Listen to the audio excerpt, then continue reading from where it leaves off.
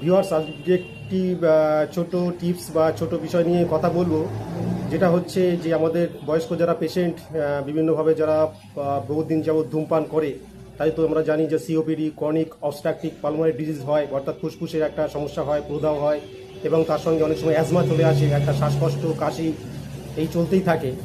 তো আজকে একটি বয়স্ক পেশেন্ট, আমার পরিচিত পেশেন্ট, ওনার এই ব্যাপারে কথা বলবো। উনি দীর্ঘ, এখন বয়স হচ্ছে 65, 65 বছর বয়স। তোমার নামটা বলো। হ্যাঁ, শ্রীপদ মণ্ডল। উনি মোটামুটি 65 বছর হয়ে গেছে। তা হিস্ট্রি নিয়ে দেখা গেল, তা তুমি কত বয়স থেকে শুরু করেছিলে ধূমপান? 15-16 বছর থেকে শুরু করেছিলে। আজকে মোটামুটি 65 বছর বয়স, প্রায় 50 বছর যাবত উনি ধূমপান করছে।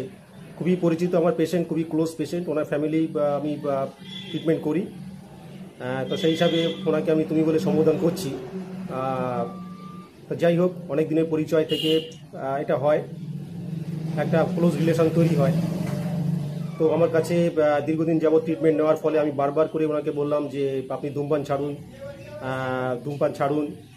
তা বলার পরে উনি নিজেই উপলব্ধি করলেন যে ধূমপানটা অবশ্যই ক্ষতি করছে। তা আমার বলার পরেই কি ধূমপান ছেড়ে দিয়েছিলেন? আমার বলার পরে কি ধূমপান ছেড়ে দিয়েছিলেন? তাহলে এতদিন যে ধূমপান করলে, এই যে 65 বছর বয়স, 50 বছর ধূমপান করলে, তা হঠাৎ করে ছেড়ে কষ্ট হলো না? যে অনেকেই বলে যে আমি ধূমপান ছাড়তে পারি না, আবার ধূমপান আসক্ত হচ্ছি, বা পায়খানা শক্ত হচ্ছে, পায়খানা হচ্ছে না, এগুলো ব্যাপার। আমার হয় না অবশ্য, তবে ওই মানুষ যখন খায় তার একটু সেটা মনের শক্ত করে। মনের শক্ত, মনের যদি মন শক্ত করি যে না আমি ছাড়বই, আমার শরীরের ভালোর জন্য আমার ছাড়তেই হবে, না আমার শরীরের ক্ষতি হচ্ছে, শরীরটা তো আমার নিজের। হ্যাঁ, এটা আমাকে বুঝতে হবে যে ধূমপান তো উপকার কিছু করে না, ক্ষতি ছাড়া, জাস্ট নেশা। সারাদিনে কটা করে বিড়ি খেতে? মোটামুটি একটা আন্দাজ 10-15টা করে, এটা মতো 10-15টা করে। তাহলে প্রতিদিন 50 বছর ধরে করে গেছে, প্রতিদিনই করে গেছে। ঠিক আছে, তাহলে বয়সের সঙ্গে সঙ্গে মানুষের যেমন বয়স বাড়ছে, তার সঙ্গে শরীরে বিভিন্ন অঙ্গের বয়স বাড়ে, তার সঙ্গে যদি ধূমপান করা হয় তাহলে কত ক্ষতি হয় সেটা তুমি তো বুঝলে। তাহলে আমার কাছে যখন এসেছিলে তখন কাশি একটা ভালো রকম ছিল, শরীরে দুর্বলতা ছিল। তা এখন কেমন আছে? এই ওষুধগুলো খেয়ে মোটামুটি কেমন আছে এখন?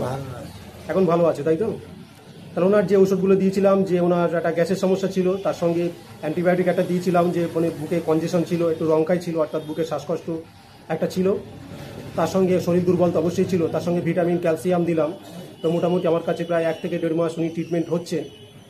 আর একটু সুগার আছে ওনার, সুগার অতটা হাই নেই, অর্থাৎ একটু বর্ডার লাইনে আছে। মোটামুটি ওনার সুগার আমি পেয়েছিলাম যে টেস্ট করেছিলাম, ওনার সুগার এসেছিল যে খালি পেটে এসেছিল 104, 104, আর ভর্তি পেটে 148। অর্থাৎ আমরা বলি খালি পেটে মোটামুটি 190-এর মধ্যে থাকলে ভালো, ভর্তি পেটে 140-এর মধ্যে থাকলে ভালো। 148 এই বয়সে একটু সামান্য 19-20 হতে পারে। তো আমি কোনো অ্যান্টিডায়াবেটিক মেডিসিন দিইনি, সুগারের মেডিসিন দিইনি।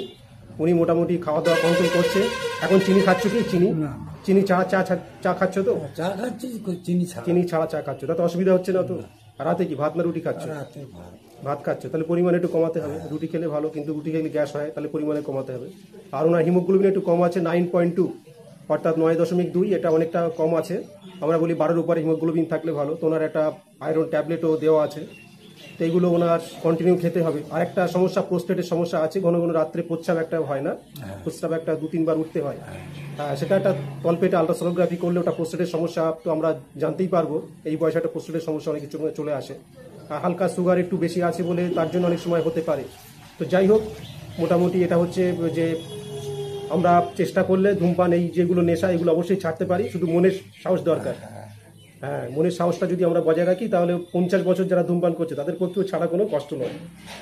ঠিক, তাহলে বুঝলেন যে যারা ধূমপান করছেন বা বিভিন্ন এই জন্য সিওপিডি বা অ্যাজমা যাদের আছে, বুকের বিভিন্ন সমস্যা আছে, যাদের টিবি রোগ আছে, পেটের সমস্যা যাদের আছে, অনবরত একটা পেটের গ্যাস, অম্বল, অ্যাসিডিটি, পায়খানা ঠিক মতো হচ্ছে না, তাদের অবশ্যই ধূমপানটা ত্যাগ করতে হবে। কোনো মতেই ধূমপান করা যাবে না।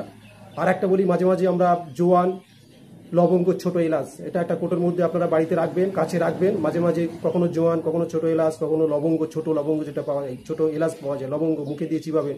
এটাও শরীরটা ভালো রাখে, গ্যাস অম্বল কমায়। জলটা বেশি করে খেতে হবে, রাতে ব্রাশ করা, এগুলো গ্যাস অম্বল কমানোর জন্য আমরা বলি। তো অবশ্যই এগুলো করলে অনেক ভালো থাকা যায়। তার সঙ্গে মেডিসিন যদি আমরা ঠিকমতো নিতে পারি, ঠিক ডক্টর দেখিয়ে, তাহলে অবশ্যই সুস্থ থাকা যায়। আমার যে পেশেন্টের কাছে আপনারা শুনলেন, তো আপনাদের কোনো যদি এই বিষয়ে কোনো কোশ্চেন, কোনো প্রশ্ন থাকে, অবশ্যই কমেন্ট বক্সে করবেন, অবশ্যই রিপ্লাই দেওয়ার চেষ্টা করবো। সবাই সুস্থ কামনা করে শেষ করছি। ধন্যবাদ।